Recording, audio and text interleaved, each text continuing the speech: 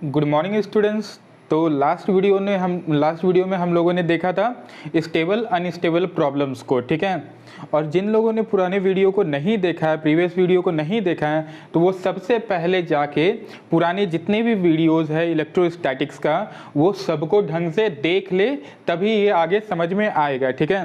तो आज हम लोग डील करने वाले हैं पेंडुलम प्रॉब्लम से और पेंडुलम के कंसेप्ट से, ठीक है। मतलब कि उस टाइप के प्रॉब्लम इलेक्ट्रोस्टैटिक्स के जो कि किससे रिलेटेड है, पेंडुलम से रिलेटेड है। यहाँ तक समझ में आया। अब भाई पेंडुलम क्या होता था, क्वेश्चन अराइज ये होता है, ठीक है। इसे हम लोग समझते हैं, ठीक है।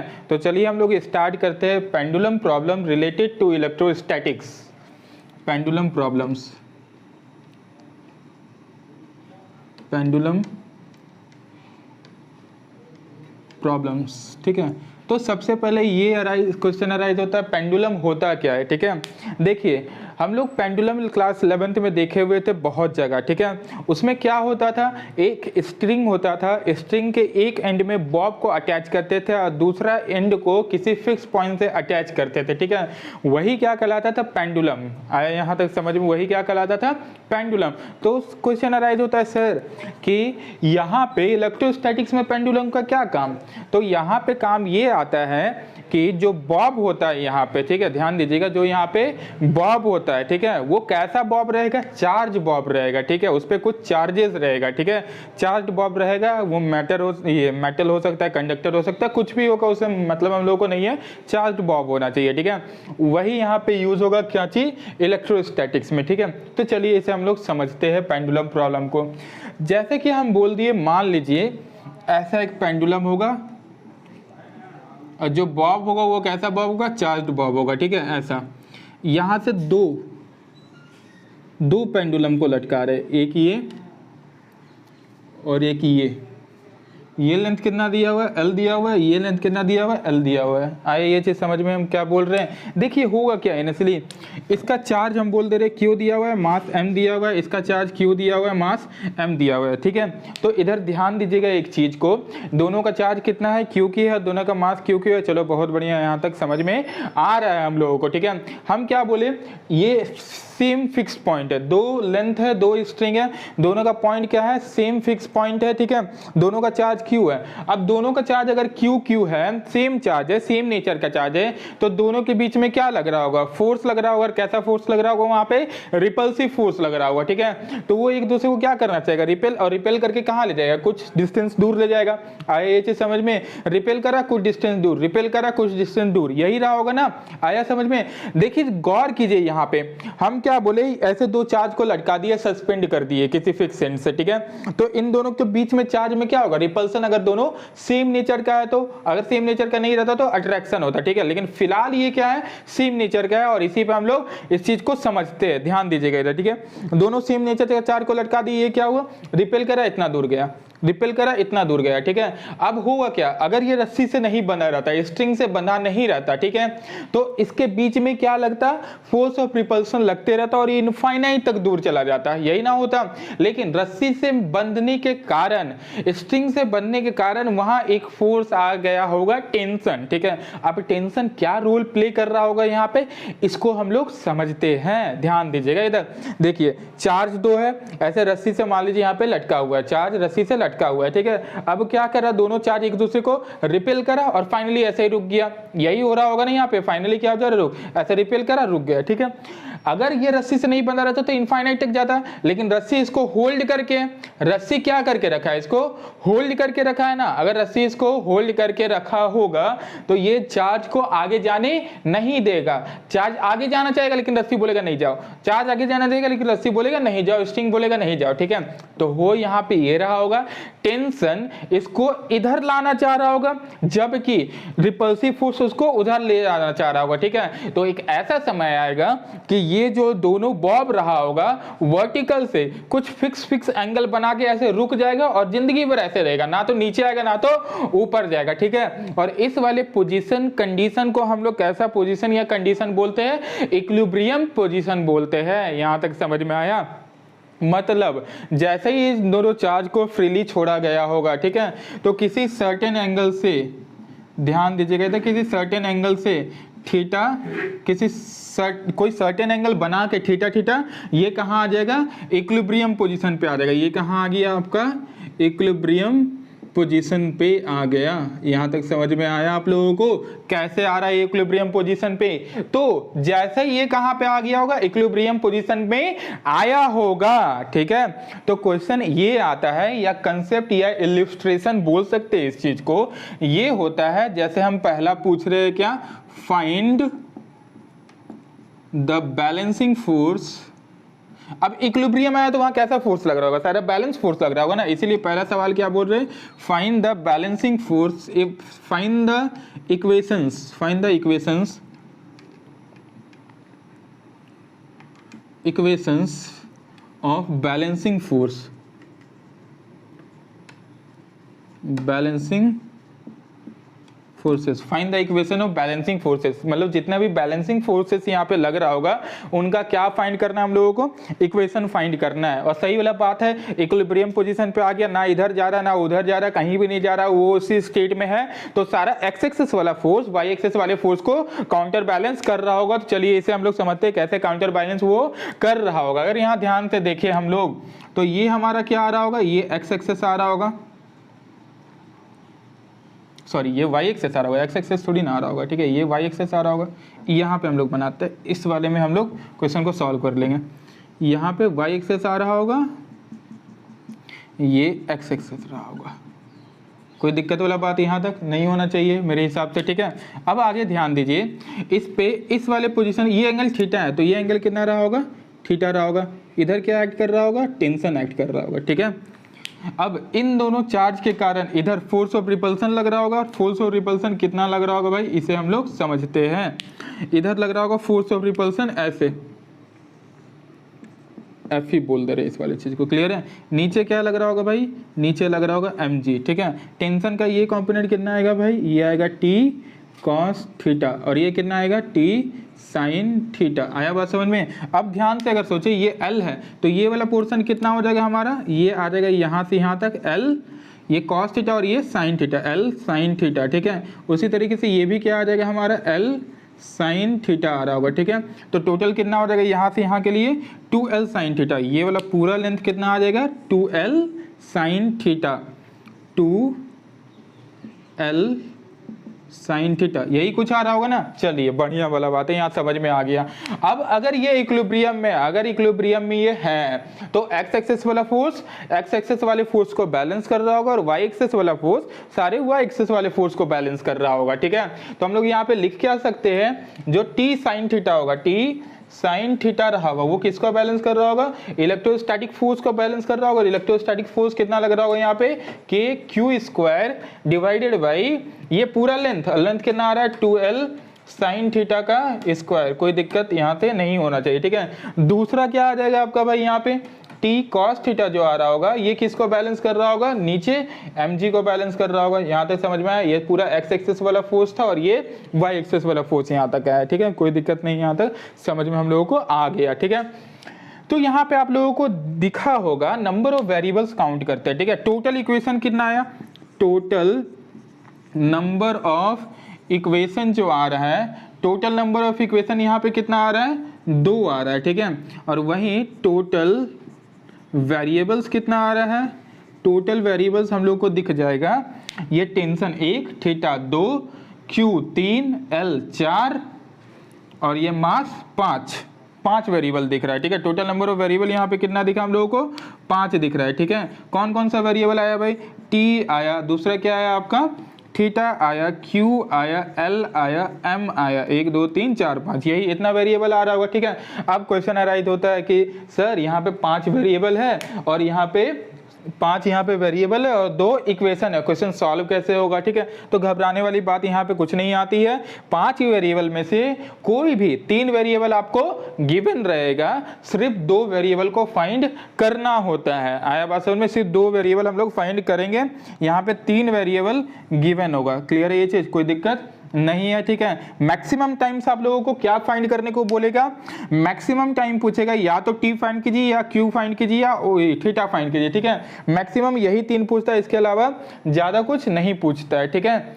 अदरवाइज कुछ भी पूछ सकता है, वो डिपेंड करता है कि उसको क्या पूछने का मन है, ठीक है। लेकिन मैक्सिमम नंबर ऑफ टाइम्स यही 3 पूछा जाता है, हम बता दे रहे हैं आपको, ठीक है।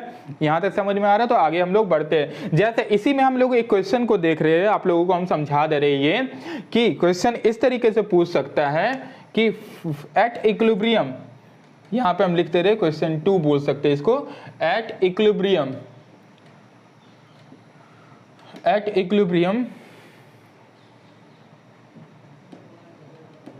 फाइंड, या फिर ऐसे बोल सकते हैं find the angle eight which the particle comes at equilibrium, find the angle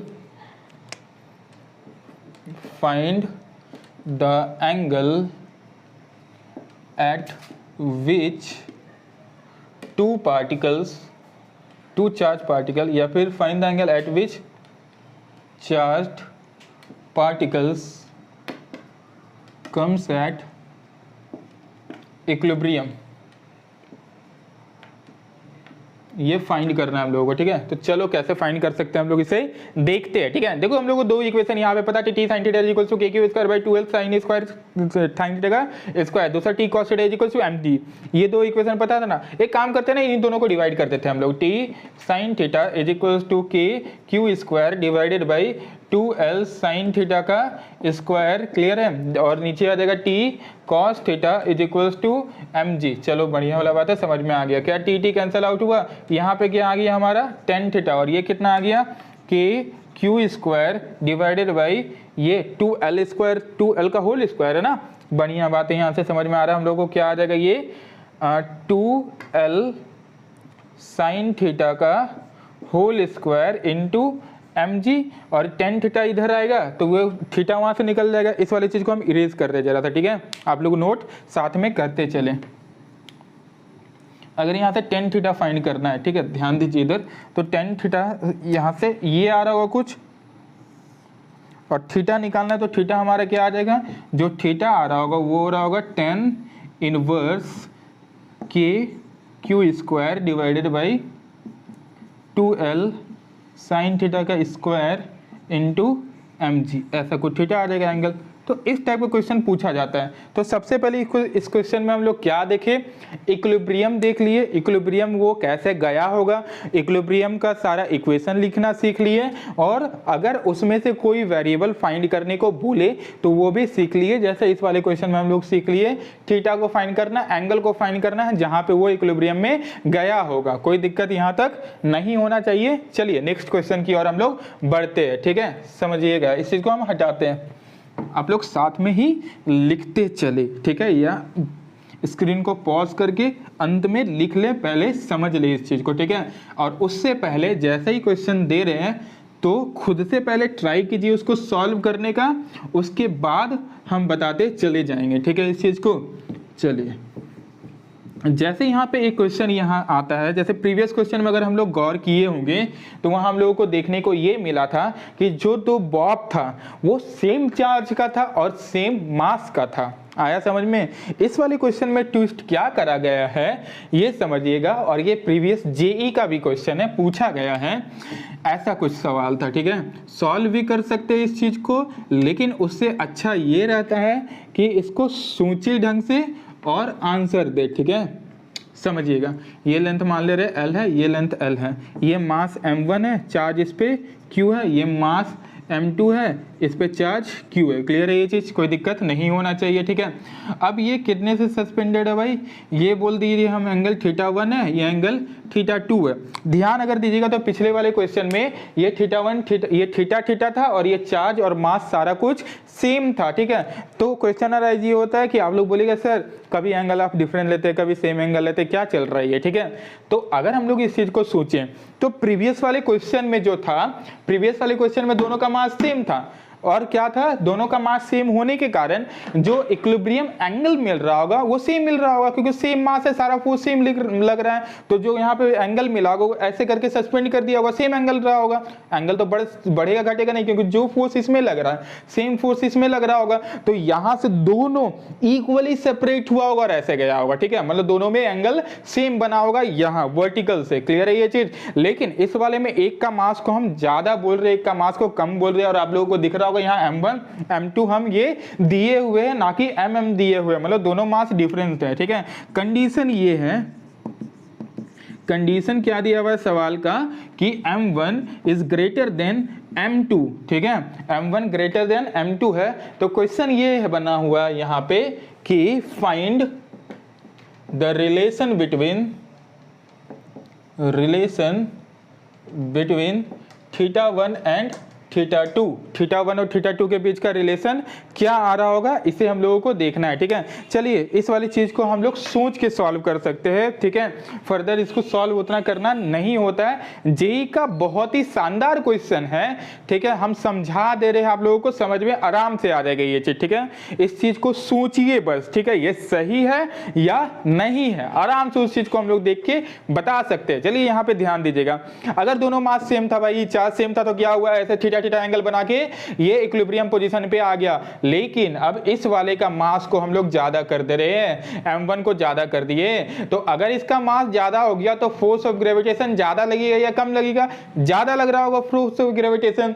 अगर इसमें फोर्स ऑफ ग्रेविटेशन ज्यादा लग रहा है तो ये ज्यादा फोर्स से नीचे नहीं खींचना चाहेगा, इसको ज्यादा फोर्स से नीचे खींच रहा होगा, ज्यादा फोर्स से ये नीचे खींच रहा होगा, समझ में आया। तो ऑप्शन ये दिया हुआ था रिलेशन में, पहला ऑप्शन ये था θ1 इज इक्वल्स टू θ2, दूसरा ऑप्शन ये था θ1 इज ग्रेटर देन θ2, तीसरा ऑप्शन ये था θ1 इज लेस देन θ2, चौथा ऑप्शन ये था θ1 is greater than equals to θ2।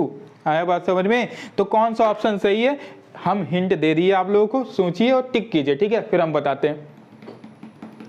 चलिए अब हम बताते हैं, ठीक है, ध्यान दीजिएगा, इधर क्या हो रहा होगा गौर कीजिए, ठीक है। अभी हम बोले ना क्या, दोनों का मास अगर सेम होता तो थीटा थीटा एंगल बना के सस्पेंड हो गया। इसका मास ज्यादा था, इसका मास ज्यादा था, मास ज्यादा होने के कारण फोर्स ऑफ ग्रेविटेशन ज्यादा लगा। अब फोर्स ऑफ ग्रेविटेशन ज्यादा लगा तो यहाँ पे क्या हो रहा होगा, ये इसको नीचे नहीं टानना चाह रहा होगा, जरा सा सोचिए तो। अगर फोर्स ऑफ ग्रेविटेशन ज्यादा लगा तो होगा क्या, ऐसे ये थोड़ा सा नीचे आएगा, ऐसे समझिए ना, ये वेइंग मशीन के जैसा। वेइंग मशीन में क्या होता है, ठीक है, जो नॉर्मल शॉप वगैरह में वेइंग मशीन यूज करा जाता है, ठीक है, जो तराजू हम लोग बोलते हैं, उसमें जिसका वेट ज्यादा होता है वो नीचे आता है फोर्स ऑफ ग्रेविटेशन के कारण। क्लियर है ये चीज। तो इसका फोर्स अगर ज्यादा लगा तो ये क्या ऐसे झुक गया होगा, इसमें फोर्स ऑफ ग्रेविटेशन ज्यादा लगा तो ये ऐसे नीचे झुका होगा। जरा सोचिए, अगर नीचे झुका तो किसका एंगल बढ़ा है, किसका एंगल छोटा हुआ, θ1 छोटा हुआ है, θ2 छोटा हुआ, कौन सा छोटा हुआ है यहाँ पे। अब ये नीचे झुक रहा होगा, जरा सोचिए, यहां से ऐसे θ1 था और इधर θ2 था, तो यहाँ पे θ2 बड़ा होगा और θ1 क्या हो रहा होगा, छोटा हो रहा होगा। क्लियर है ये चीज। तो ऑप्शन कौन सा हमारा सही रहेगा, θ1 इज लेस देन θ2। क्लियर है ये चीज, ये वाला ऑप्शन हमारा सही होगा। कोई दिक्कत यहां तक नहीं होना चाहिए। बहुत ही अच्छा क्वेश्चन है जेईई का, ठीक है, हम लोग इस चीज को सोच के सॉल्व कर सकते हैं, ज्यादा इसको मैथमेटिकल जाने का जरूरत नहीं है, आराम से ये बन जाता है। यहां तक समझ में आया। चलिए आगे हम लोग बढ़ते हैं इसमें, ठीक है। नेक्स्ट सवाल क्या आता है इसे समझते हैं, इस वाले को हम हटा देते, ठीक है।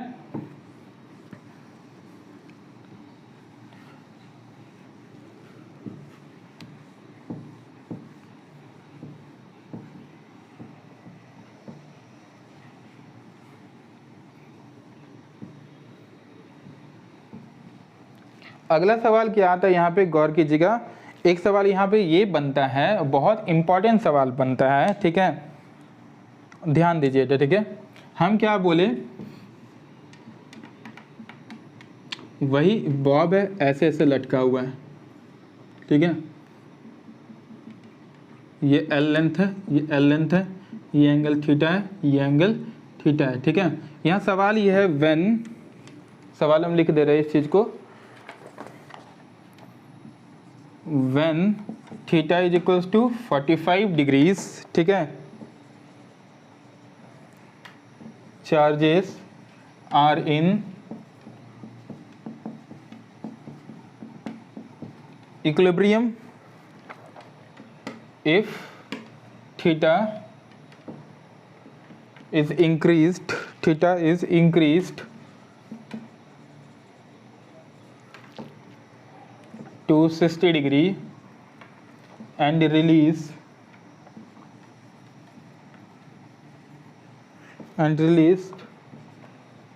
then find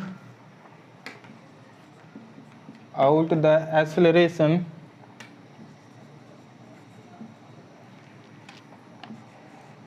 of mass m. Clear है ये चीज। Then find out the acceleration of mass m. आए यहाँ तक समझ में? एक्सेलरेशन निकालना है एम मास का। चलिए समझते हैं इस चीज को, ठीक है। हुआ यहाँ पे क्या, ध्यान दीजिएगा। क्वेश्चन ये बोला जब एंगल दोनों के बीच का कितना था आपका भाई 45 डिग्रीज था। ये थीटा थीटा कितना दिया हुआ था, जब 45 डिग्रीज दिया हुआ था तब ये चार्जेस कहाँ पे था, इक्विलिब्रियम पे था, ठीक है। लेकिन जब एंगल को बढ़ा के हम लोग कितना कर दिए 60 डिग्री कर दे रहे हैं, तो बताना है उसका कितना एक्सेलरेशन रहा होगा। और एक्सेलरेशन यहाँ पूछ क्यों रहा है इसको भी हम लोग समझते हैं ध्यान से, ठीक है। समझिएगा, दोनों चार्ज को ऐसे रखे, छोड़ दिए, इक्विलिब्रियम पोजीशन पे आ गया। कब आया, जब थीटा कितना बना भाई 45 डिग्री बना, मतलब 45 डिग्री पे इक्विलिब्रियम पोजीशन पे आ गया है। अब इसको इक्विलिब्रियम पोजीशन से अगर हम लोग डिस्टर्ब कर रहे, मतलब थीटा को बढ़ा दिए 45 से 60 कर दिए, ठीक है। दोनों तरफ 60 डिग्री कर दिए, ठीक है। तो हुआ क्या, और छोड़ दिया गया यहाँ से, ये दोनों का एंगल को 60 डिग्री किए, छोड़ दिए, दोनों का एंगल को 60 डिग्री की और छोड़ दे रहे। तो छोड़ने पे क्या होगा, फिर से ये इक्विलिब्रियम पोजीशन पे आना चाहेगा। आया बात समझ में? क्योंकि जो सारा फोर्सेस है वो देखने को ये मिला कि 45 डिग्री पे ही बैलेंस हो रहा है, तो दूसरा कोई एंगल पे तो वो बैलेंस हो सकता है नहीं, ठीक है। तो क्या हुआ यहाँ पे भाई, यहाँ ले गए, छोड़ दिए, तो वो फिर से 45 डिग्री पे आना चाह रहा होगा इक्विलिब्रियम पोजीशन को फिर से गेन करने के लिए। आया बात समझ में यहां तक? तो गौर कीजिए, यहां पे जैसे ही हम लोग 60 डिग्री किए और इस चीज को रिलीज किए, ठीक है, तो वो फिर से कहां आ रहा होगा भाई, नीचे आ रहा होगा। तो नीचे अगर आ रहा होगा तो कुछ एक्सेलरेशन से आ रहा होगा ना, कुछ नेट एक्सेलरेशन से आ रहा होगा, और उसी नेट एक्सेलरेशन को हम लोगों को फाइंड यहां पे करना है, ठीक है। बहुत इंटरेस्टिंग क्वेश्चन बनता है ये, ठीक है। समझिए यहाँ पे कैसे फाइंड कर सकते हैं, यहाँ पे ध्यान दीजिए सबसे पहले, ठीक है। यहाँ पे ध्यान दीजिएगा, गौर कीजिए। तो जैसे रिलीज करा गया, नीचे आ रहा है भाई, नीचे आ रहा है 60 डिग्री बना के, ठीक है। तो एंगल निकालना, हम लोग क्या निकालना है यहाँ पे, एक्सेलरेशन निकालना है उसका, ठीक है। आराम से निकाल सकते हैं। इसको एक काम करते हैं, दो पार्ट में हम डिवाइड कर देते हैं। पहले सोचते हैं 45 डिग्री पे, हम लोग को पता है when theta is equal to 45 degree charges are in equilibrium. Charges कहाँ है, इक्विलिब्रियम पे है। If theta is increased to 60 degree, theta को इंक्रीज करके कितना कर दे रहे हैं हम लोग, 60 डिग्री कर दे रहे हैं और रिलीज कर रहे हैं। Then find the acceleration of mass m. दोनों का मास को, एम मास का हम लोग क्या पता करना है, एक्सेलरेशन पता करना है, ठीक है। समझिए इस चीज को कैसे सॉल्व करेंगे। मान लेते हैं ना, हम लोग इस चीज को सॉल्व करते हैं, हम लोग इसको फिगर को हम हटा रहे जरा सा ऊपर और अच्छे से बना रहे हैं इस चीज को, ठीक है। ध्यान दीजिए इधर,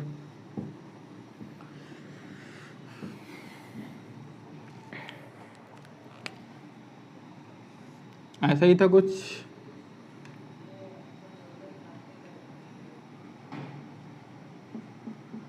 इनिशियल एंगल कितना था भाई, 45 डिग्री था, समझ में हम लोग को आ गया, ठीक है। ये क्या रहा होगा, 45 डिग्री रहा होगा। ये क्या रहा होगा, 45 डिग्री रहा होगा, ठीक है। ये चार्ज Q, मास M, चार्ज Q, मास M, ठीक है। ये लेंथ L और ये लेंथ L। क्लियर है ये चीज? बढ़िया बात है, समझ में आ गई हम लोग को। जरा सोचिए, L है तो ये L cos 45, ये L sin 45। L sin 45 का मतलब L बाई रूट 2। तो ये वाला जो लेंथ आ रहा होगा, ये क्या आ रहा होगा हमारा, आ रहा होगा ये L बाई रूट 2, और ये लेंथ क्या आ रहा होगा, L बाई रूट 2। तो टोटल लेंथ कितना आ जाएगा यहाँ से यहाँ के लिए, जो टोटल लेंथ आ रहा होगा वो आ रहा होगा आपका L by root 2, L by root 2, L root 2 आ रहा होगा। कोई दिक्कत यहाँ तक? ये क्या मिल गया हम लोग को, टोटल लेंथ मिल गया। यहाँ तो कोई दिक्कत नहीं होना चाहिए, ठीक है। अब ध्यान दीजिए, नीचे क्या लटक रहा होगा भाई, नीचे लटक रहा होगा हमारा एक mg, ठीक है। दूसरा इधर क्या लग रहा होगा हमारा, एक टेंशन लग रहा होगा। यहाँ तक समझ में आया? कोई दिक्कत नहीं होना चाहिए, ठीक है। अब ब्रेक करना अगर स्टार्ट करें हम लोग, तो टेंशन का ये वाला कंपोनेंट कितना आ जाएगा, इधर वाला टेंशन का कंपोनेंट आ रहा होगा हमारा T। अगर ध्यान से सोचिए, और एक्सेस चुन लेते हैं हम लोग पहले, ठीक है। एक्सेस ऐसे चुन ले रहे, ये 45 है तो ये एंगल क्या हो रहा होगा हमारा 45 डिग्री, ठीक है। तो दिख रहा होगा, हम लोग इस फिगर को और अच्छे से हम यहाँ बना दे रहे हैं। इधर दिखा हमारा T cos 40 sin 45, और ऊपर दिख रहा होगा T cos 45, T cos 45, ठीक है। और इधर क्या लग रहा होगा, फोर्स ऑफ इलेक्ट्रोस्टैटिक्स। मतलब इधर T क्या दिख रहा होगा हम लोग को, sin 45 डिग्री दिख रहा होगा। ऊपर क्या दिख रहा होगा, T cos 45 डिग्री दिख रहा होगा। इधर इलेक्ट्रोस्टैटिक फोर्स लग रहा होगा, नीचे क्या लग रहा होगा, mg। अब एक दूसरे को ये क्या कर रहा होगा भाई, काउंटर बैलेंस कर रहा होगा। तो काउंटर बैलेंस का इक्वेशन हम लोग कैसे लिख सकते हैं, क्यों लिख सकते हैं, क्योंकि इक्विलिब्रियम में थीटा पे क्या था, ये इक्विलिब्रियम पे था, ठीक है। तो at theta at theta is equal to 45 degree पे हम लोग सोच रहे हैं, तो क्या लिख सकते हैं, t sine 45 degree is equals to f e रहा होगा, और t cos 45 degree is equals to क्या रहा होगा भाई, यहाँ पे एम जी रहा होगा, और ई का वैल्यू जो आएगा इलेक्ट्रोस्टैटिक फोर्स का वो k q square by root two l का स्क्वायर आएगा। कोई दिक्कत नहीं होना चाहिए मेरे हिसाब से, ठीक है। चलिए इन दोनों चीज को हम लोग डिवाइड कर दे रहे हैं, तो टी टी कैंसिल आउट होगा, साइन 45 बाई कॉस 45 क्या आ जाएगा यहाँ पे, tan 45। चलिए tan 45 degrees is equals to क्या आ जाएगा हमारा, k q square by 2l square divided by m g, यही कुछ आ रहा होगा। tan 45 का वैल्यू कितना होता है, 1 होता है, ठीक है। तो यहाँ से एम जी इधर चला जाएगा और देख सकते हैं हम लोग 1 इज इक्वल्स टू के, फाइनली हम डायरेक्ट लिख रहे हैं, ठीक है। आप लोग नोट कर लीजिएगा उस चीज़ को। यहाँ पे tan 45 दिखा, tan 45 इज इक्वल्स टू के q square by 2l square divided by क्या है हमारा, एम जी है, ठीक है। तो एम जी इधर जाएगा, tan 45 का वैल्यू 1, तो क्या दिखेगा हम लोगों को, के q square divided by 2l square का जो वैल्यू आ रहा है वो कितने के बराबर आ रहा है हमारा, mg के बराबर आ रहा है, ठीक है। ये क्या हो गया, इक्वेशन 1। कोई दिक्कत यहाँ तक नहीं होना चाहिए मेरे हिसाब से, ठीक है। ये इक्वेशन 1 आ गया, बढ़िया वाला बात है, यहाँ तक कोई दिक्कत नहीं हो रहा है। आया यहाँ तक समझ में, कोई दिक्कत तो नहीं। चलिए आगे हम लोग अब देखते हैं, ठीक है। इसे हम हटाते हैं, ठीक है। आप लोग नोट करते रहिए साथ साथ, मतलब 60 डिग्री पे अब सोच ले रहे हैं हम लोग, ठीक है। अब हम लोग कहाँ सोच रहे हैं, 60 डिग्री पे। तो पहला वो नोट कर लीजिएगा कि इक्वेशन 1 क्या आया था, k q square by 2l square का वैल्यू एम जी के बराबर आया था इक्वेशन 1 में, ठीक है। अब 60 डिग्री पे सोचते हैं, इस पूरे को हम हटा रहे हैं।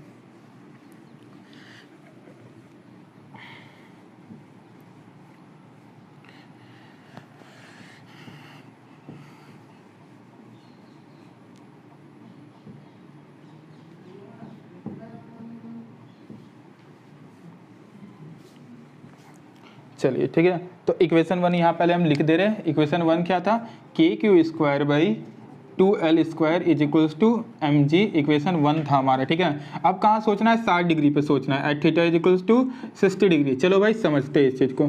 ये एंगल कितना बना दिया यहाँ पे, 60 डिग्री अगर बना रहा होगा, ध्यान दीजिएगा ऊपर से, ठीक है। 60 डिग्री बना रहा होगा, ये 60 डिग्री, ये 60 डिग्री। अब यहाँ से इस चीज़ को क्या करा गया, रिलीज करा गया, छोड़ा गया। पहले इक्विलिब्रियम पे था 45 पे, और यहाँ 60 पे क्या करा गया, इस चीज को रिलीज करा गया। तो ध्यान दीजिएगा इधर, at theta is equals to 60 degree, at theta is equals to 60 degree, ध्यान दीजिए इधर, ठीक है। जब थीटा कितना आ गया यहाँ पे 60 डिग्री आ जा रहा है, तो क्या कहानी रहा होगा, समझिए इधर ध्यान से, ठीक है। जब 60 डिग्री है, ठीक, तो पहला चीज तो ये ध्यान दीजिए, इधर क्या लग रहा होगा हमारा, टेंशन लग रहा होगा। चलिए समझ में आ गया, ठीक है। इधर क्या लग रहा होगा, फोर्स ऑफ इलेक्ट्रोस्टैटिक्स लग रहा होगा, इधर टेंशन लग रहा होगा, नीचे क्या लग रहा होगा हमारा, mg लग रहा होगा। अब इस चीज को जैसे ही हम लोग रिलीज कर रहे हैं, छोड़ रहे हैं, ठीक है, 60 डिग्री पे लाके छोड़ दिए, 60 डिग्री पे लाके रिलीज कर दिए, तो ये कहाँ आएगा, नीचे। नीचे आ रहा होगा तो कुछ एक्सेलरेशन से आ रहा होगा, और वही नेट एक्सेलरेशन हम लोगों को फाइंड करना था, जैसा कि हम पहले भी ये बता चुके हैं। अब जरा सोचिए इस चीज को ध्यान से, जैसे ही इसको छोड़ा गया होगा तो वो कैसा कर्व ले रहा होगा बॉब, ये चार्ज पार्टिकल जो है ये कैसा कर्व ले रहा होगा, स्ट्रेट लाइन में जाएगा या फिर कर्विकल पाथ, सर्कुलर पाथ, कैसे जा रहा होगा, ठीक है। जरा सोचिए तो, अगर हम लोग क्या किए, ये फिक्स पॉइंट है जैसे, ठीक है, यहाँ से इस चीज को छोड़ रहे हैं, ठीक है, यहाँ से इस चीज को छोड़ रहे हैं, तो गौर कीजिएगा यहाँ पे जैसे ही छोड़ा जाएगा तो ये यहाँ पे आना चाहिए। आया बात समझ में, हम उस क्वेश्चन को नहीं रिलेट करवा रहे, अलग से एक बता रहे, जैसे इस चीज को यहाँ से छोड़ा गया तो ये क्या ऐसा पाथ नहीं लेगा, ये सर्कुलर पाथ में आएगा। वो अलग बात है कि जो 60 डिग्री है यहाँ पे, ये कहाँ के अब रुका होगा, 45 डिग्री पे रुका होगा। क्लियर है ये चीज, जो 60 डिग्री पे पहले था अब कहाँ रुक रहा होगा, 45। तो एक्चुअली कौन सा पाथ ये ले रहा है, कर्व पाथ ले रहा है, कर्विकल पाथ ले रहा है, ठीक है। अब जैसे ये कर्विकल पाथ अगर ले रहा होगा, ठीक है, तो कर्विकल पाथ में सर्कुलर मोशन में कितने तरह का एक्सेलरेशन आता है। हाँ, हम लोग सर्कुलर मोशन में 2 तरह का एक्सेलरेशन देखे हुए थे, मतलब अगर कोई पार्टिकल सर्कुलर मोशन कर रहा है यहाँ पे, ठीक है, तो हम लोग को ये पता है कि जैसे इस वाले पॉइंट पे हम लोग समझते हैं सर्कुलर मोशन कर रहा है, यहाँ से स्टार्ट करा, एक चक्कर में घूम रहा है, ठीक है। तो एक हमारा सेंटर की ओर एक्सेलरेशन आता था जिसको रेडियल बोल देते थे, और एक टेंजेंशियल एक्सेलरेशन आता था जिसको एटी हम लोग बोल देते थे। कोई दिक्कत वाला बात यहाँ तक मेरे हिसाब से नहीं होना चाहिए। तो 2 तरह का एक्सेलरेशन आता था, एक रेडियल एक्सेलरेशन एक्सेलरेशन आता था और एक टेंजेंशियल एक्सेलरेशन आता था, ठीक है।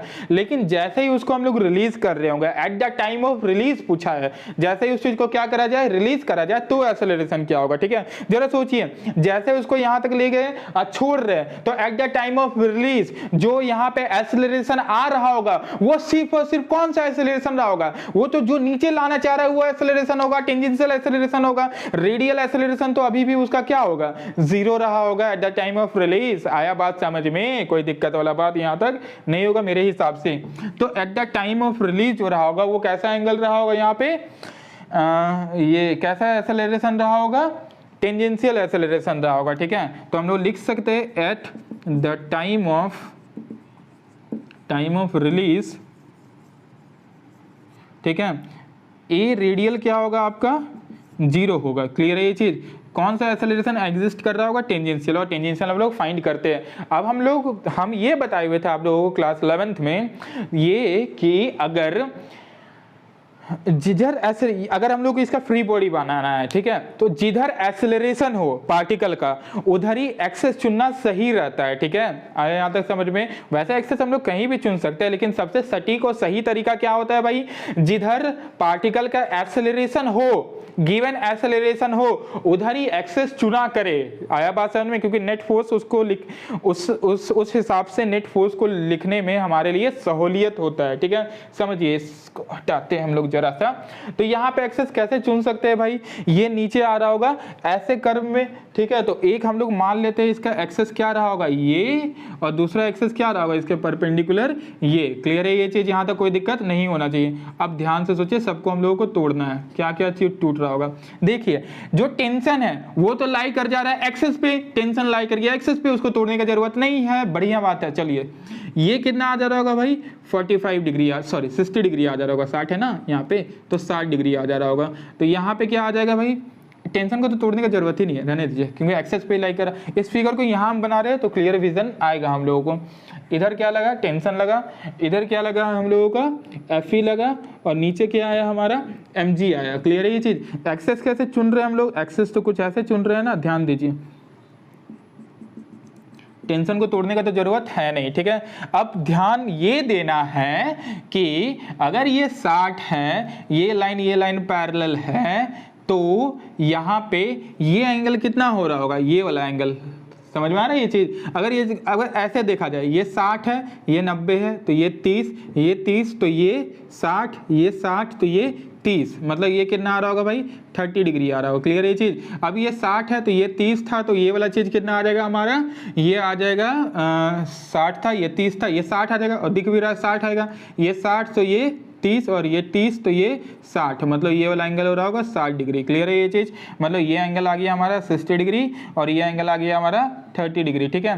तो mg का ये वाला कंपोनेंट क्या होगा हमारा, ये हो जाएगा mg cos 30 डिग्री, और इधर वाला कंपोनेंट क्या होगा भाई, इधर हो जाएगा हमारा fe cos 60 डिग्री। क्लियर है ये चीज। आया यहाँ तक समझ में, मेरे हिसाब से आ गया होगा। और mg का एक कंपोनेंट इधर आएगा और fe का एक कंपोनेंट इधर आएगा, ठीक है। लेकिन इधर वाला एक्सेलरेशन जो a रेडियल था वो तो जीरो था, मतलब टेंशन किसको बैलेंस कर दे रहा होगा, fe sin 60 और mg sin 30 को बैलेंस कर दे रहा होगा। क्लियर है ये चीज। मतलब ये वाला चीज इधर वाले चीज को बैलेंस कर रहा है। जो नेट एक्सेलरेशन होगा इधर की ओर होगा, ए टेंजेंशियल इधर आ गया, तो नेट फोर्स हम लोग कैसे लिखते थे, बड़ा फोर्स माइनस छोटा force is equals to mass into acceleration. तो बड़ा फोर्स हम लोग को दिख रहा है इधर आ रहा है, तो यही रहा होगा। तो क्या लिख सकते हैं हम लोग यहाँ पे, mg cos 30 degree minus fe cos 60 degree is equals to क्या आ रहा होगा हमारा भाई,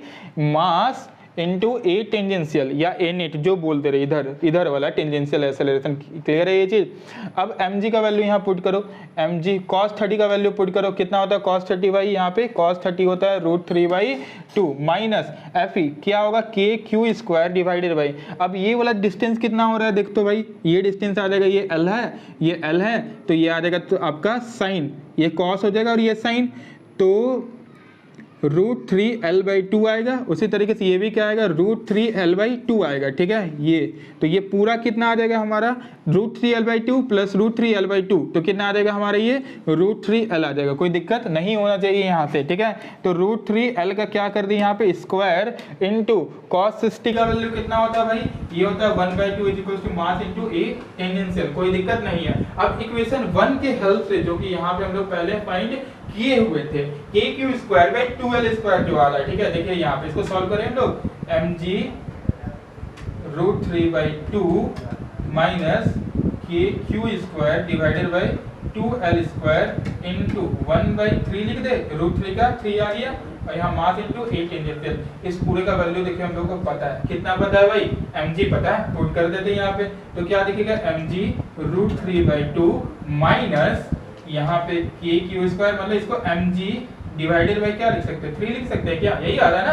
हाँ, mg बाय क्या आ जाएगा, 3 is equals to mass into a tangential. ये m कैंसिल आउट हुआ, g को कॉमन लेंगे तो a टेंजेंशियल का वैल्यू कितना आएगा हमारा, g कॉमन लेने पे √3/2 माइनस 1/3। क्लियर है ये चीज। फाइनल आंसर यही रहा होगा टेंजेंशियल एक्सेलरेशन का। यहाँ तक समझ में आया, कोई दिक्कत यहाँ तक नहीं होना चाहिए मेरे हिसाब से। ठीक है, वो टेंजेंशियल एक्सेलरेशन का फाइनल आंसर आ जा रहा है, और नेट एक्सेलरेशन का वो फाइनल आंसर आ जा रहा है कि उतने एक्सेलरेशन से वो वापस अप्रोच कर रहा होगा कहाँ पे, 45 डिग्रीज के लिए। कोई दिक्कत यहाँ तक नहीं होना चाहिए। चलिए इसे एक बार हम फिर से रिकॉल आप लोगों को करवा दे रहे हैं। ठीक है, तो सबसे पहले इस क्वेश्चन में क्या था, बोला ये गया था जब थीटा का वैल्यू कितना दिया हुआ था, यहाँ पे 45 डिग्रीज दिया हुआ था, तो वो कहाँ पे था, वो था आपका इक्विलिब्रियम स्टेट पे। जब हम लोग थीटा को बढ़ा कर दिए 60 डिग्री, तो वो इक्विलिब्रियम स्टेट में नहीं रहा होगा, ये चीज को हम लोग सोच सकते हैं। ठीक है, वो कहां से जा रहा होगा, फिर से वो 45 डिग्री की ओर जा रहा होगा और अपनी इक्विलिब्रियम पोजीशन को फिर से रिगेन करने चाह रहा होगा। कोई दिक्कत नहीं है यहाँ तक। तो ये देखा गया कि 45 डिग्री को हम लोग अलग करके सोचे और 60 डिग्री को अलग करके सोचे। जब वो 45 डिग्री पे था तो इक्विलिब्रियम पे था, तो सारा हम लोग वहां पे बैलेंसिंग इक्वेशन लिखे और वहां पे एक रिलेशन निकाल दिए mg और KQ²/2L² का। ठीक है, इक्वेशन 1 बोल दिए उसको।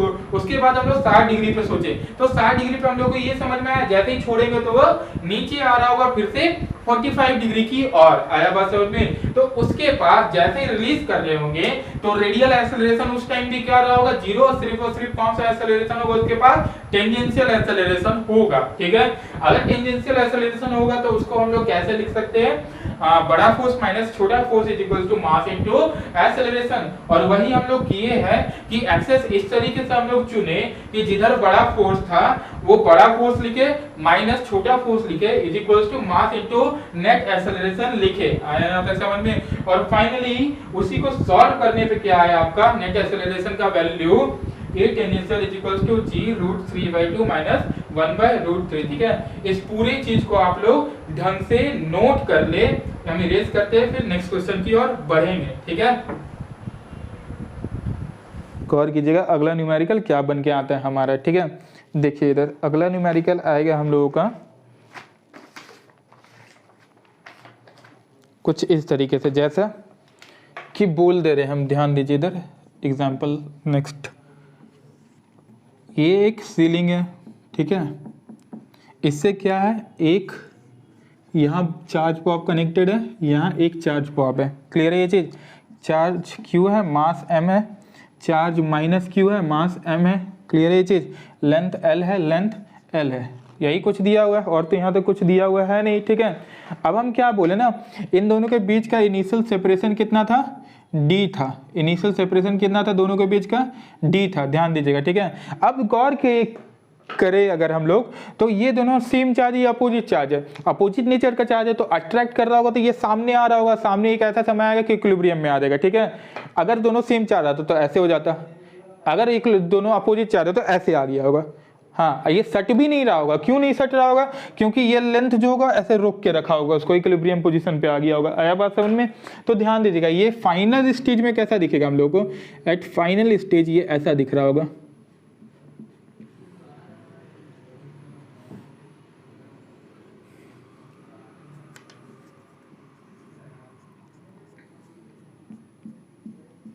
ठीक है, ये एंगल कितना बना रहा होगा, थीटा, और ये एक एंगल कितना बना रहा होगा, थीटा बना रहा होगा। ठीक है, आया यहाँ तक समझ में? क्या बोल रहे हैं, ये लेंथ क्या आ रहा होगा एल, ये लेंथ क्या आ रहा होगा एल। ठीक है, तो एल का ये वाला कॉम्पोनेंट क्या आ जाएगा एल, ये वाला आ जाएगा कॉस थीटा, तो ये वाला साइन थीटा। ठीक है, यहाँ तक एल साइन थीटा आ गया, बढ़िया वाला बात है। ये वाला चीज कितना आ जाएगा हमारा, ये भी आ जाएगा एल साइन थीटा। यहाँ तक कोई दिक्कत, दोनों कितना आ गया एल साइन थीटा और एल साइन थीटा। ठीक है, तो ये वाला जो सेपरेशन रहा होगा ये कितना बच रहा होगा हमारा, डी से ये दोनों का माइनस कर देंगे तो क्या देखेगा हम लोग को, D minus 2l sine theta, D minus 2l sine theta बच रहा होगा। ठीक है, D minus 2l sine theta हम लोगों को दिख रहा होगा। यहाँ तक तो कोई दिक्कत नहीं है, आगे हम लोग बढ़ सकते हैं इसमें। चलिए समझते हैं इस चीज को। ठीक है, इस वाली चीज को समझते हैं। ठीक है, वही चार्ज माइनस क्यू था, दोनों सेपरेटेड है कितना, D minus 2l sine theta. तो फाइंड यहाँ पे क्या करना है, यहाँ पे फाइंड करना है, आप लोग भी ट्राई कर सकते हैं। सवाल इतना ही दिया हुआ था, ये डी माइनस 12 साइन थीटा हम लोग फाइंड कर लिए। ठीक है, फाइंड करना है हम लोगों को। ठीक है, balancing equation at equilibrium position, find balancing equation at equilibrium position.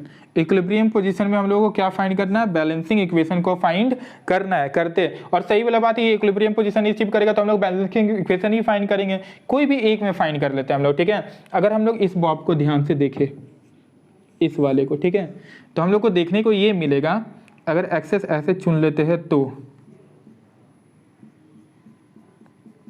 ठीक है, ये एंगल क्या आ रहा होगा थीटा, इधर क्या लग रहा होगा टेंशन, इधर क्या आ रहा होगा हमारा टी कॉस थीटा, इधर क्या लग रहा होगा इलेक्ट्रोस्टैटिक फोर्स, कितना लग रहा होगा कि जो भी लग रहा होगा इसको लिख दे रहे हैं अभी हम लोग एफ ई। क्लियर है ये चीज? नीचे क्या लग रहा होगा भाई, नीचे लग रहा होगा एम जी। ठीक है, और कुछ लग रहा है क्या फिलहाल नहीं, इलेक्ट्रोस्टैटिक फोर्स इधर लग रहा होगा, इधर इस वाले डायरेक्शन में फोर्स ऑफ अट्रैक्शन है ना, इधर फोर्स ऑफ अट्रैक्शन। और कुछ लग रहा होगा टी कॉस थीटा होगी, इधर क्या लग रहा होगा टी साइन थीटा। हाँ अब सही है, ऐसा ही कुछ आ रहा होगा।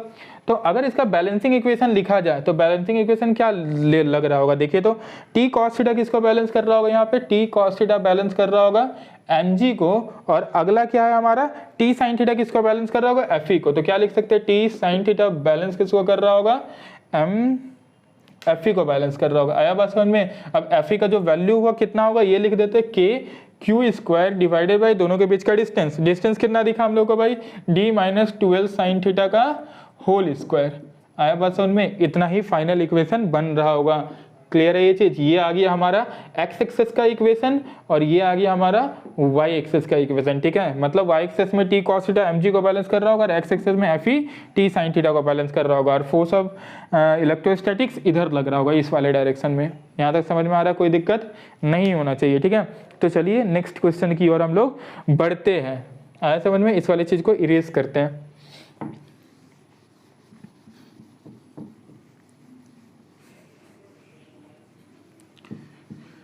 देखिए अगला सवाल क्या आता है, और बहुत इंपॉर्टेंट सवाल है और जेई का सवाल है। ठीक है, जेई में पूछा गया है ये सवाल। ठीक है, जो बोलते जा रहे हैं जेई का क्वेश्चन है, अप्रॉक्स सभी जेई का ही क्वेश्चन है प्रीवियस। ठीक है, जेई में क्या सवाल पूछा गया था ना, कुछ समय पहले पूछा ये गया था कि देखिए एक बोल दे रही है सीलिंग है, ऐसा कुछ सीलिंग है, ये वॉल है, सीलिंग नहीं वॉल है। ठीक है, अब यहाँ से एक चार्ज पार्टिकल को हम लोग लटका रहे हैं। ठीक है, ध्यान से सुनिएगा। ऐसे यहाँ एक फिक्स पॉइंट से ये फिक्स पॉइंट रहा होगा मान लेते हैं। ठीक है, ये फिक्स पॉइंट से क्या लटका हुआ है, एक चार्ज पार्टिकल लटका हुआ है।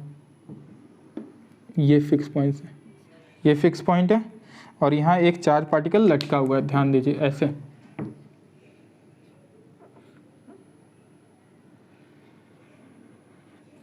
ऐसे। ठीक है, यहाँ एक चार्ज पार्टिकल लटका हुआ है। ठीक, अब क्या बोले, दूसरा चार्ज पार्टिकल को भी ऐसे ही लटका रहे, तो फोर्स और रिपल्सन लगेगा और वो फाइनली कैसे दिख रहा होगा हम लोगों को, ऐसा कुछ दिख रहा होगा। क्या ये क्लियर हुआ? ये लेंथ L था, इसका भी लेंथ हम लोग कितना रखे, L लेंथ रखे। आया बात समझ में? और ये फाइनली कहाँ आ गया होगा, इक्विलिब्रियम पोजीशन पे आ गया होगा थीटा एंगल बना के, जैसा कि हम लोग सब क्वेश्चन में प्रीवियसली देखते आ रहे हैं। इनिशियली हम लोग क्या देखे थे, ऐसा हुआ एंगल थीटा बना दिया, फिर क्या हुआ, इसको ऐसे ले गए, छोड़े, यहाँ पे आके एंगल थीटा बना रहा होगा 45 डिग्री पे, फिर क्या हुआ, अगर अपोजिट चार्ज रख दिए तो ऐसे आके एंगल थीटा बना लिया था। फिर इस वाले क्वेश्चन में दोनों को एक साथ छोड़ रहे तो एक तो ऐसे ही चिपका होगा, दूसरा को ऐसे रिपेल कर दिया, एंगल थीटा बना दिया। ये वाले पे भी फोर्स इलेक्ट्रोस्टैटिक्स इधर लग रहा होगा, ठीक है, लेकिन ये वॉल के कारण इधर जा पाएगा क्या, नहीं जा पाएगा, इसका नॉर्मल उस चीज को बैलेंस कर दे रहा होगा।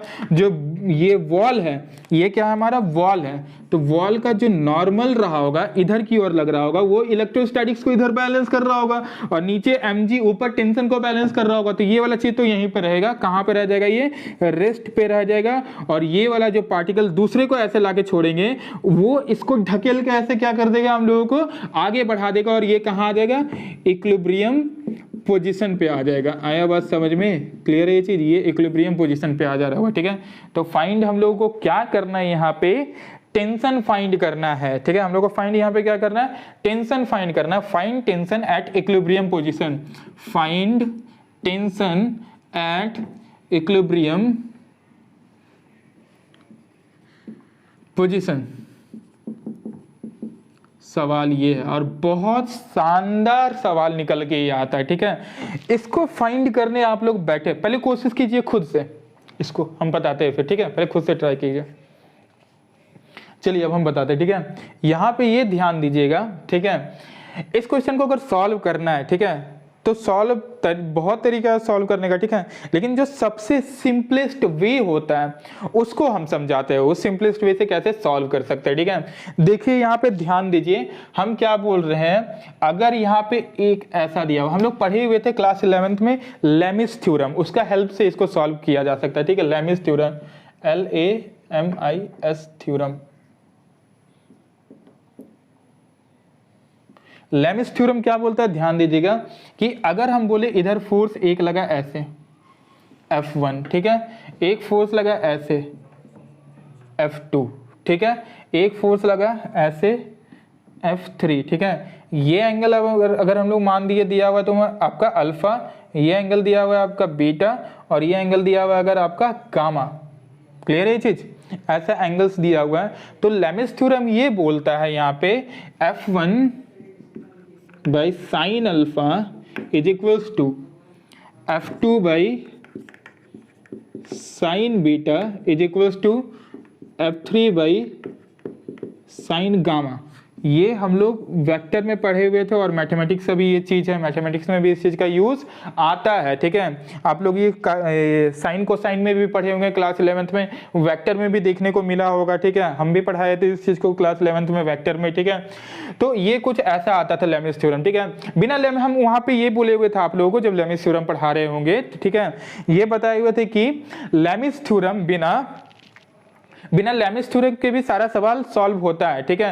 लेकिन अगर सवाल को जल्दी सॉल्व करना तो हम लोग क्या अप्लाई कर सकते हैं, लेमिस थ्योरम को अप्लाई कर सकते हैं, और इस वाले क्वेश्चन को हम लोग लेमिस थ्योरम से सॉल्व करेंगे, और देखिएगा बहुत इजीली सॉल्व होगा, अदरवाइज इसके थोड़ा टफ हो जाता है क्वेश्चन, ठीक है। इस चीज को बस याद रखिए, लेमिस थ्योरम क्या होता था, अगर ये F1 लग रहा है, इसके अपोजिट में एंगल अल्फा दिया हुआ है, तो F1 बाय साइन अल्फा का जो रेशियो होगा ये किसके बराबर होगा, F2 बाय साइन बीटा का रेशियो, और ये किसके बराबर होगा, F2 बाय साइन गामा के रेशियो के बराबर आएगा। यहां तक कोई दिक्कत नहीं होना चाहिए, ठीक है। इस चीज को थोड़ा सा आप लोग साइड में नोट कर ले कि आपको ये चीज याद रहे, ठीक है। साथ में ही जो पॉइंट्स जहां जहां अराइज होता है, जैसे जैसे कुछ पॉइंट्स को रिकॉल क्लास 11 का करवाते चले जाएंगे, ठीक है, कोई दिक्कत यहां तक। जैसे कुछ हम सर्कुलर मोशन का रिकॉल करवा दिए, एसएचएम का रिकॉल करवा दिए, इधर लेमिस थ्योरम को देख लिए, वैसे ही हम लोग आगे भी देखते चलेंगे। अदरवाइज क्लास 11 का जिनको नहीं याद है तो भी कोई दिक्कत वाला बात वैसा नहीं है, हम पहले बता देंगे क्या एप्लीकेशन यहाँ पे यूज होने वाला है, फर्दर उस एप्लीकेशन का यूज करेंगे, ठीक है, कोई बात नहीं, ठीक है। इस वाले को हम हटाते हैं क्योंकि न्यूमेरिकल को सॉल्व करना है यहाँ पे, ठीक है, ध्यान दीजिए इधर। तो ये इक्विलिब्रियम पोजीशन पे रहा होगा, ठीक है। तो क्या फाइंड करना हम लोग को, tension, find tension at equilibrium position. भाई कैसे फाइंड करेंगे, बहुत टफ हो गया, कैसे करेंगे, देखिए कैसे करेंगे। इधर क्या लग रहा होगा भाई, टेंशन लग रहा होगा, हम लोग को पता है, और यही फाइंड करना है। नीचे क्या लग रहा होगा भाई, mg लग रहा होगा, पता है हम लोगों को, ये फाइंड नहीं करना है, ये दिया हुआ है, ठीक है, ऐसे कुछ रहा होगा, यहाँ से यहाँ तक क्लियर है। अब ये थीटा है, ध्यान से इस वाली चीज को समझिए, थोड़ा यहाँ टिपिकल होता है ये चीज, ये थीटा है, ये एंगल एल है, ये एंगल एल है। तो अगर गौर से सोचे, ये एंगल नहीं, साइड एल एल है और ये एंगल थीटा है, और ये सोचे इस चीज को, तो ये एक आइसोसेलेस ट्रायंगल दिख रहा होगा आप लोगों को, ये एल है, ये एल है, सेम साइड है, तो आइसोसेलेस ट्रायंगल बनाना भाई, ये थीटा है, तो मान लेते हैं ये वाला एंगल क्या रहा होगा, इक्वल रहा होगा, और कितने के बराबर रहा होगा, तो मान लेते हैं ये वाला एंगल जो रहा होगा हमारा एक्स रहा होगा, ये एंगल जो आ रहा होगा कितना आ रहा होगा एक्स, और ये भी एंगल कितना आ रहा होगा, मान सकते हैं एक्स आ रहा होगा। क्लियर है, सेम है ना, तो कुछ मान लेते हैं एंगल का नाम एक्स। ठीक है, अब जरा सोचिए, ये अगर थीटा था,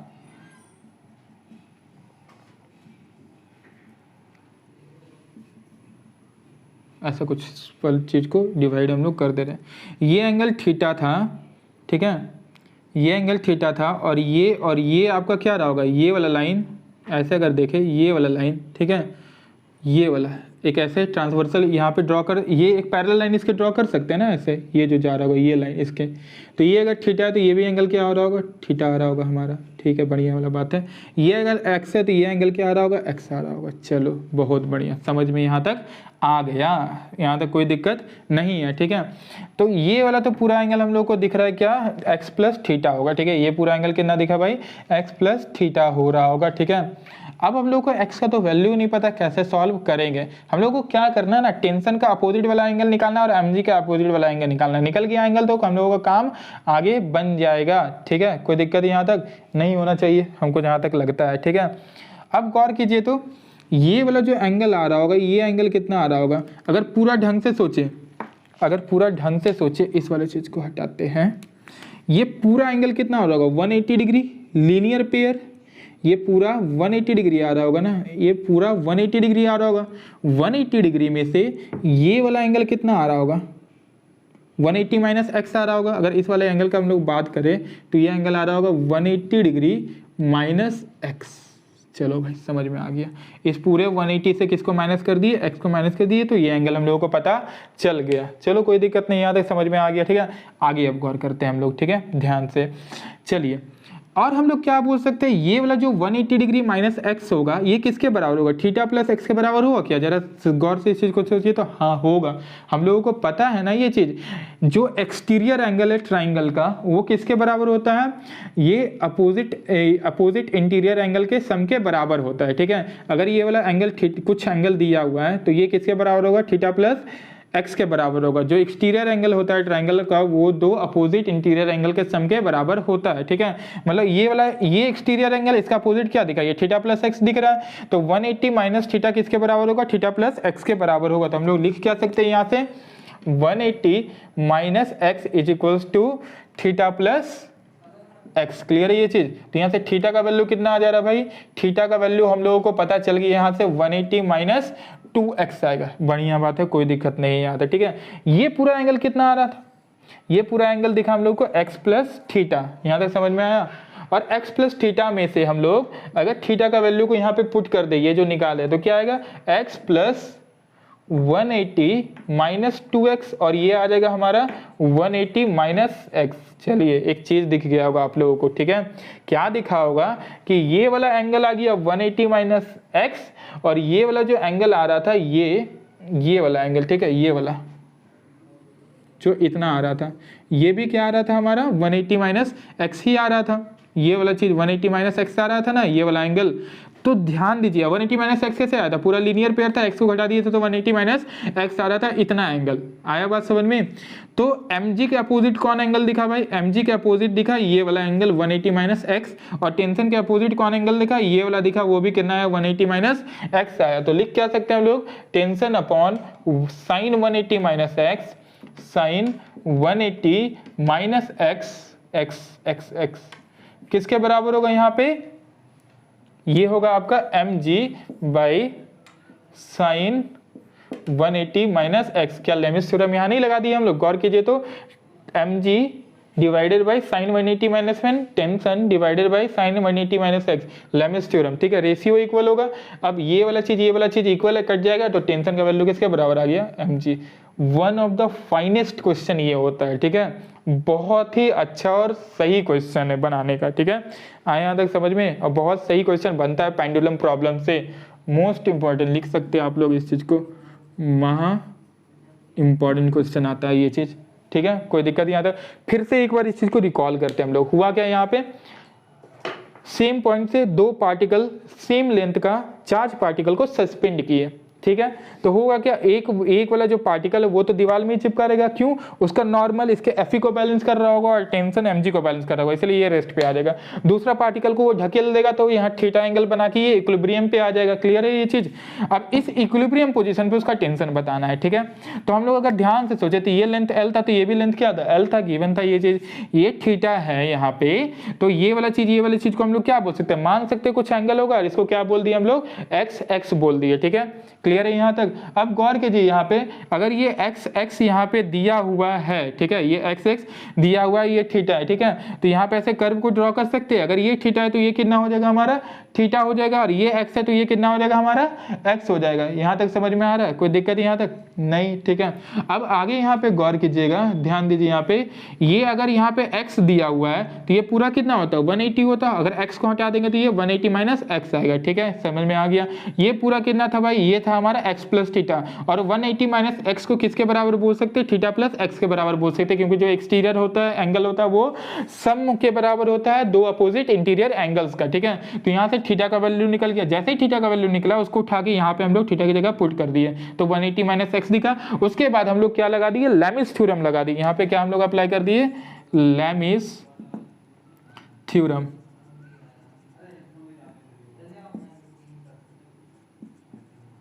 लेमिस थ्योरम अप्लाई की तो t by sine 180 minus x, mg by sine 180 minus x दिखा। काटने पे t का वैल्यू कितना आ गया, mg के बराबर आ गया। क्लियर है ये चीज, कोई दिक्कत यहाँ तक नहीं होना चाहिए मेरे हिसाब से, ठीक है। तो फाइनली आपका यहाँ जो पेंडुलम प्रॉब्लम्स आता है पूरा का पूरा क्लियर हो चुका है, ठीक है। मोस्टली इंपॉर्टेंट जो क्वेश्चंस बनते हैं पेंडुलम प्रॉब्लम से इतने ही बन के आते हैं, ठीक है। इसी से आप इसी क्वेश्चन को क्या करेगा, इधर उधर चेंज करेगा, कभी ये दे देगा कभी वो दे देगा, बोलेगा ये फाइंड करो वो फाइंड करो, ठीक है। यहाँ तक समझ में आया, कोई दिक्कत तो नहीं होना चाहिए, ठीक है। तो फाइनली अब हम लोग इसके बाद क्या देख लेंगे, सर्कुलर मोशन के क्वेश्चंस को देख लेंगे, ठीक है। सर्कुलर मोशन का क्वेश्चन कैसा कैसा आता है इसको हम लोग नेक्स्ट वीडियो लेक्चर में सीखेंगे।